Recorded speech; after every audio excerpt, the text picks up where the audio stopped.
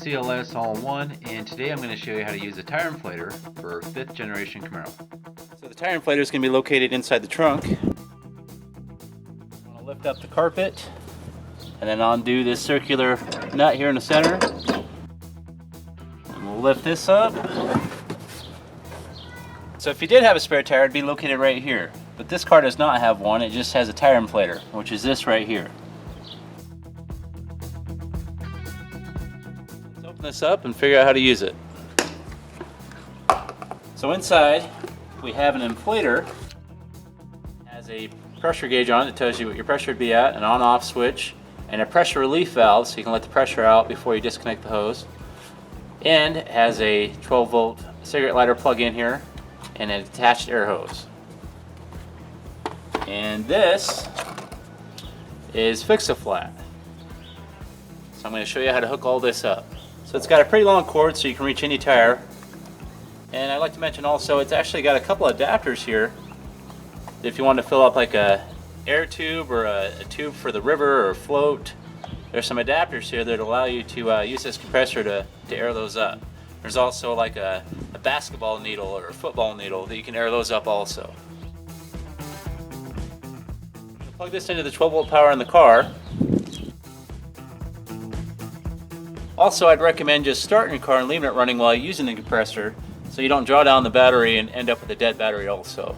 Alright, we have power to our compressor now. It's really easy to use. It just has an on-off switch right here. And the end of it here can just thread straight onto your valve on your tire here. So it just threads right on there. Make sure it's all the way down. And now we have a good connection. So before we use the Fix-A-Flat, I'd recommend just airing up the tire because you might just have a small leak and it might be something you can just make it to the next town by filling the tire up a couple times. Because with Fix-A-Flat, a lot of times the tire repair shops will refuse to repair a tire if it's got Fix-A-Flat in it. It becomes real slippery and sticky and they can't get good adhesion with the patches. So I'd make this a last resort for putting in your tire. So if you air it up and you lose air very fast and it won't hold any air, that's when you're going to want to use the Fix-A-Flat. So we're going to go ahead and try to air it up here. So if you're able to air it up and you can get it to hold air for about half hour or so before you got to air it up again, then you're probably set. You can probably make it to the next town by just airing it up a couple times.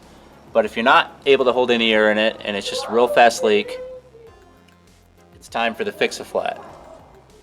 So I'll show you how to hook this up now.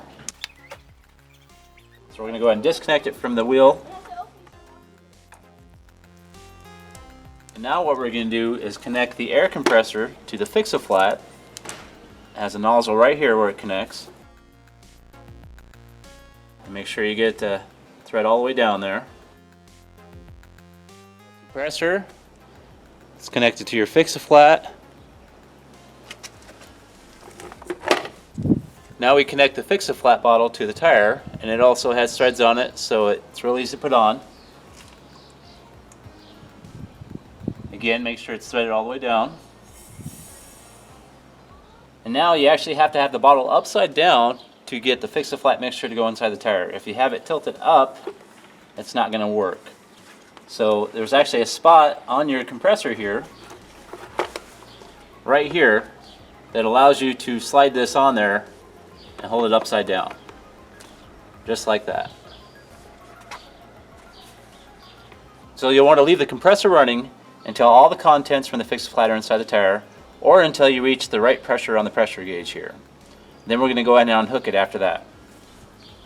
So if you're still having problems with the tire holding air after using the Fix-A-Flat, there's one trick you can do. If you can get the tire to hold any air, like 10, 15 pounds, what you can do is actually unhook everything, drive your car about 50 feet so that slime circulates inside the tire, and then try to re-air it up again.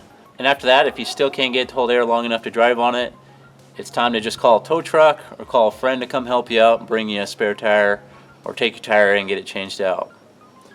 And I'd also recommend that if you're going on any long trips at all with your car and you just have a tire inflator in there, I'd recommend you get a spare tire to put in your trunk also.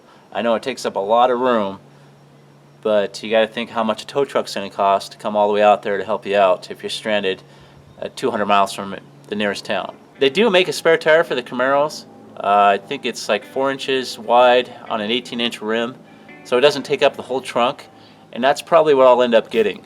Well, that's all for today. This is C.L.S. All-in-One. Thanks for watching. If you want to hear more from me, please subscribe.